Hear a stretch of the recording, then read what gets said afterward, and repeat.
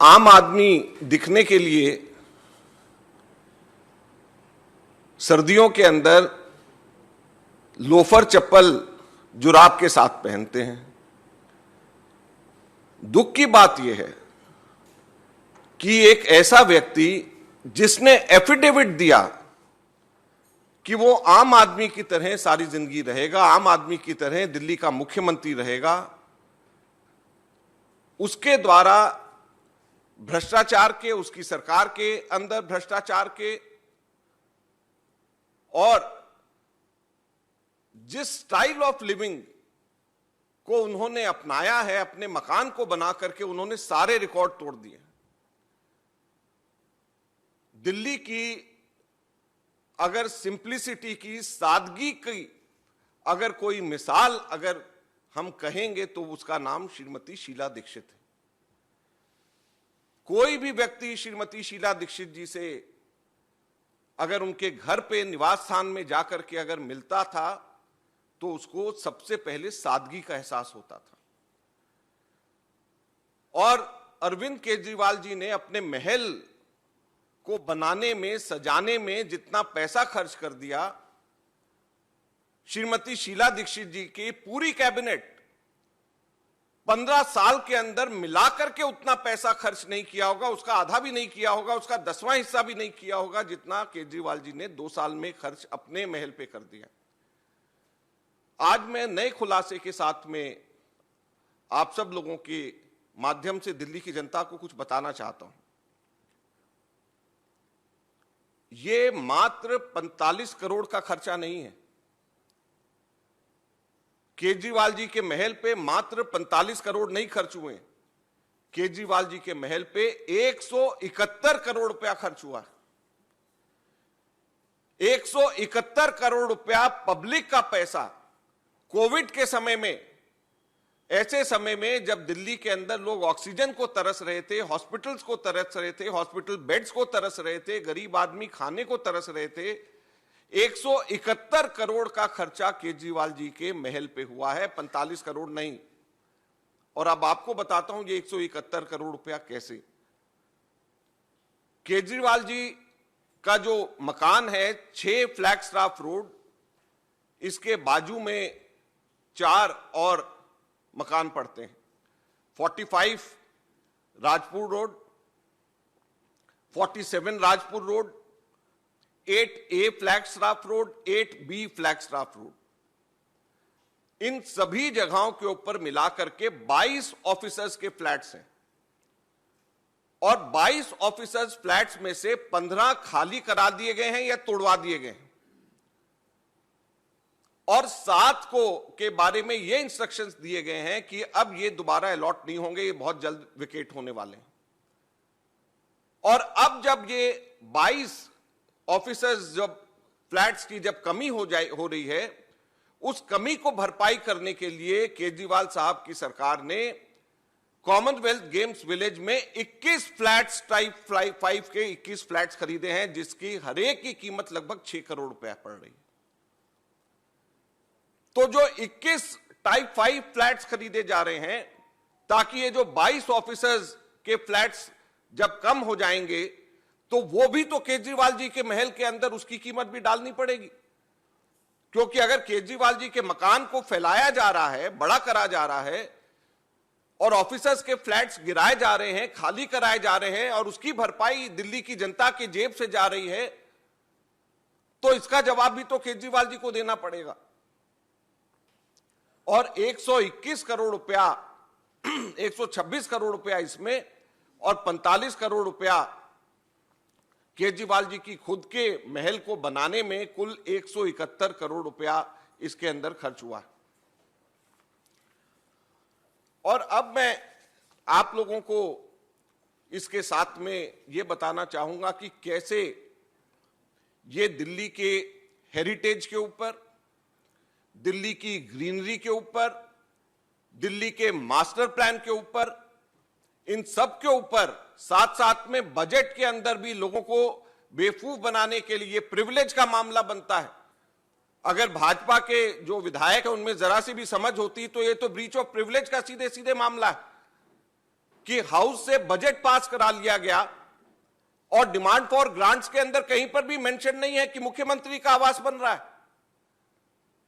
तो ये तो सीधे सीधे ब्रीच ऑफ प्रिविलेज का हमला। मास्टर प्लान की अवहेलना, हेरिटेज की अवहेलना। और क्यों हेरिटेज की अवहेलना है, क्यों मास्टर प्लान की अवहेलना है, मैं इसके अंदर आज मैंने उपराज्यपाल जी को एक लेटर में लिख रहा हूं इस प्रेस कॉन्फ्रेंस के बाद में, और उसके अंदर मैं ये मास्टर प्लान की इन रेलेवेंट पोर्शंस को दे रहा हूं। मास्टर प्लान के अंदर यह कहा गया है, higher FAR shall however not be permissible in redevelopment of Lutyens bungalow zone, civil lines bungalow zone area and monument regulated zones. फिर से मैं बोल रहा हूं, higher FAR however not be permissible in redevelopment of Lutyens bungalow zone, civil lines bungalow area and monument regulated zone। ये civil lines bungalow areas है जिसके बारे में मास्टर प्लान 3.3.2 के मास्टर प्लान में ये लिखा हुआ है कि हायर एफआईआर नहीं दिया जाएगा। और जो लोग भी यहां पर केजरीवाल जी के मकान में पहले गए होंगे उनको याद होगा कि या चौधरी प्रेम सिंह जी जब यहां पे रहते थे एज स्पीकर जब गए, या अमरीश गौतम जब डिप्टी स्पीकर रहते थे जब वहां पे गए, मुझे अच्छे से याद है जब मैं वहां पे जाता था, ये single storey old colonial architecture जैसे लुटियंस बंगलो जोन में है, ये उससे भी पुराना है, सिंगल स्टोरी, यहां पे कोई डबल स्टोरी नहीं। और अब जो है इसको तोड़ करके वहां पर बेसमेंट, ग्राउंड, फर्स्ट, सेकेंड, यानी अगर बेसमेंट हटा दे तो 3 मंजिला वहां पे बनाया गया है, और 20,000 स्क्वायर फीट इसके अंदर जो है टोटल कंस्ट्रक्टेड एरिया है, जो कि डबल कर दिया गया है जितना पहले था उसे। तो आप बताएं, मैं आपसे पूछता हूं, आपके माध्यम से दिल्ली की जनता से पूछता हूं कि ये हेरिटेज लॉ की वायलेशन है या नहीं है। हमारी दिल्ली जो जिसकी एक हेरिटेज वैल्यू है, और एक मैं 4.2.21 मास्टर प्लान का है, लिखा है कि the essential character of wide avenues, large plots, extensive landscapes and low rise development has a heritage value which has to be conserved. Mix use, high intensity development, reduction of green cover, de-densification of trees is not permitted at all, is not permitted at all, ये लिखा हुआ है हमारे master plan के अंदर। और यहां पर इन्होंने ग्राउंड फ्लोर का, अब जैसे ये हमारा एआईसीसी है, तो क्या यहां पर हम एआईसीसी में ग्राउंड फ्लोर, ऊपर से इसके फर्स्ट फ्लोर, उसके ऊपर एक सेकेंड फ्लोर और नीचे बेसमेंट क्या हम बना सकते हैं? ये सब ओल्ड बंगलो जोन एरियाज है। तो ये पूरा का पूरा हेरिटेज स्ट्रक्चर को डिमोलिश वहां पर कर दिया गया है, और ये दिल्ली की जनता के साथ और हेरिटेज वैल्यू के साथ में एक बहुत बड़ा अन्याय है। इसमें जैसे मास्टर प्लान में मैंने लिखा है कि reduction of green cover is not allowed, de-densification of trees is not allowed, ये 2 चीजें इसमें लिखी हुई हैं। और 28 पेड़ वहां पर काट दिए गए, फुल ग्रोन 28 पेड़, बरगद के, आम के 28 पेड़ वहां पर काट दिए गए हैं, ये ऑन रिकॉर्ड। तो अब जो है दिल्ली की जनता सिर्फ ये नहीं पूछती कि आपने 171 करोड़ अपने खुद के शीश महल के ऊपर, अपने खुद के महल के ऊपर क्यों खर्च कर लिया है, बल्कि सवाल यह भी उठता है कि आपने हेरिटेज की धज्जियां कैसे दिल्ली की उड़ा दी, आपने ग्रीन एनवायरनमेंट की धज्जियां वहां पर 28 फुल ग्रोन पेड़ काट करके आपने कैसे वहां पर से उसको उड़ा दिया। तो ये दुख की बात है कि आज ऐसी स्थिति के अंदर यहां पे हो रहा है। और जैसे मैंने कहा कि ये पूरा सरकमवेंट किया जा रहा है, जो हमारे बजट के प्रोविजंस हैं, डिटेल्ड डिमांड फॉर ग्रांट जो बजट के अंदर दिया जाता है, उसके अंदर कहीं पर भी ये मेंशन नहीं था कि ये मुख्यमंत्री जी का आवास बनाया जा रहा है। आप पार्लियामेंट के अंदर अगर देखें, प्राइम मिनिस्टर का बन रहा, उसमें लिखा होता है। दूसरी स्टेट्स में जाएं जहां पे मुख्यमंत्री अपना बना रहे, वहां लिखा होता है। यहां पर कहीं पर भी इस हेड के अंदर नहीं डाला गया कि 171 करोड़ रुपया यहां पर हम लोगों ने, या 45 करोड़ रुपया हम लोगों ने इस हेड के अंदर हम खर्च कर रहे हैं, कहीं पे भी नहीं। तो इससे ज्यादा हाउस की अवहेलना क्या हो सकती है, आज हम लोग आपके माध्यम से जानना चाहते हैं।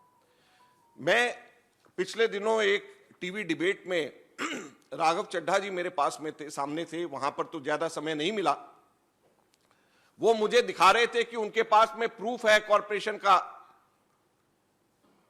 तो मुझे पता था कि क्या प्रूफ है उनके पास कॉरपोरेशन का, परमिशन का, लेकिन समय वहां पे नहीं था, मैं नहीं बता पाया। आज मैं आपके माध्यम से दिल्ली की जनता को बताना चाहता हूं कैसे इन्होंने, पीडब्ल्यूडी ने कॉरपोरेशन के एक ऑर्डर्स का इस्तेमाल करके अपना फायदा इन्होंने किया है और मुख्यमंत्री जी ने अपना उल्लू सीधा किया।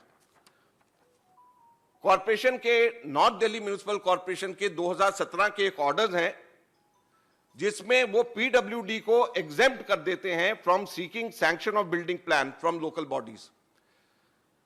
यानी हम भी अगर कोई अपना मकान बनाने जाएं तो हमको लोकल बॉडी से अपना बिल्डिंग प्लान को सैंक्शन कराना पड़ता है। लेकिन इस ऑर्डर से एनडीएमसी ने पीडब्ल्यूडी को, नॉर्थ दिल्ली म्युनिसिपल कॉर्पोरेशन ने पीडब्ल्यूडी को एग्जेम्प्ट कर दिया from seeking sanction of building plan from the local bodies. लेकिन इसके अंदर सबसे महत्वपूर्ण बात यह है कि हर किसी के लिए सैंक्शन करने के लिए एग्जम्पशन नहीं है। इन्होंने लिखा है कि the corporation has resolve to allow PWD project to be used for public purpose exempt from seeking sanction of building plans. यानी जो पब्लिक पर्पस के लिए जो बिल्डिंग्स बनाई जा रही हैं उसको एग्जम्पशन सिर्फ मिल रहा है।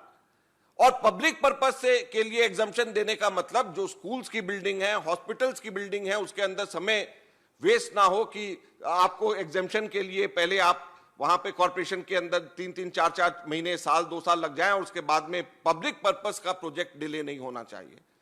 पब्लिक पर्पस के प्रोजेक्ट डिले ना हो जाएं, इसके लिए एग्जम्पशन दिया हुआ है। और इसका फायदा उठा करके बिल्डिंग बायलॉज की सारी वायलेशंस करके पीडब्ल्यूडी ने वहां पर कॉर्पोरेशन को पब्लिक पर्पस के नाम से बिल्डिंग अलाउ करने की एग्जम्पशन का फायदा उठा करके इन्होंने मुख्यमंत्री जी का महल का एग्जम्पशन लेकर के इन्होंने बनाया। तो हर तरीके से बाईलॉज को फ्लाउट करा गया है, हेरिटेज को डिमोलिश दिल्ली के करा गया है, पेड़ों को 28 पेड़ों को मारा गया है। और यह बात तो बहुत चल चुकी है कि कैसे वियतनाम के मार्बल्स, डियोर पर्ल के कैसे ऑटोमेटिक खुलने वाले दरवाजे, कैसे बड़े बड़े शीशे, माइक्रोवेव अवन और किचन अप्लायंसेस 1.5 करोड़ रुपए के। आप हैरान हो जाएं, कोई भी चूल्हा गैस का 1000-1500 रुपए का गैस का चूल्हा और ये यहां पर 1.5 करोड़ रुपए के गैस के चूल्हे। एक आम आदमी जो एफिडेविट देकर के कहता था कि मैं आम आदमी हूं, उसके घर का चूल्हा 1.5 करोड़ का है। उसके पर्दे ऐसे आलीशान की 6-6 लाख के पर्दे, ऐसे मार्बल के फ्लोर वियतनाम के डियोर पर्ल के की कोई सोच भी ना सके। और उसकी पॉलिशिंग 6-6 करोड़ के इनके मार्बल लग जाते हैं। तो ये अपने आप को आम आदमी कहते हैं। आज दिल्ली की जनता को समझ जाना चाहिए कि किस तरीके से इन लोगों ने दिल्ली की जनता को गुमराह करके सबसे सादगी की मिसाल रहने वाली, दिल्ली की विकास करने वाली श्रीमती शीला दीक्षित जी को के खिलाफ उल्टा सीधा बोल करके, उनके खिलाफ झूठे आरोप लगा लगा करके दिल्ली के अंदर अपनी सत्ता को स्थापित किया और खुद महलों के अंदर रह रहे हैं। सिक्योरिटी की बात तो दूर, अपनी लंबी लंबी बड़ी बड़ी गाड़ियां, किस तरीके से पंजाब पुलिस की गाड़ियां, पंजाब पुलिस की सिक्योरिटी, सेंट्रल गवर्नमेंट की सिक्योरिटी, दिल्ली पुलिस की सिक्योरिटी, सभी इनको चाहिए। कहीं से भी ये देखने के अंदर, काम करने में ये आम आदमी नहीं लगते हैं। ये हम आप लोगों के माध्यम से आज दिल्ली की जनता को आज विशेष प्रेस वार्ता के अंदर बताना चाहते हैं। धन्यवाद।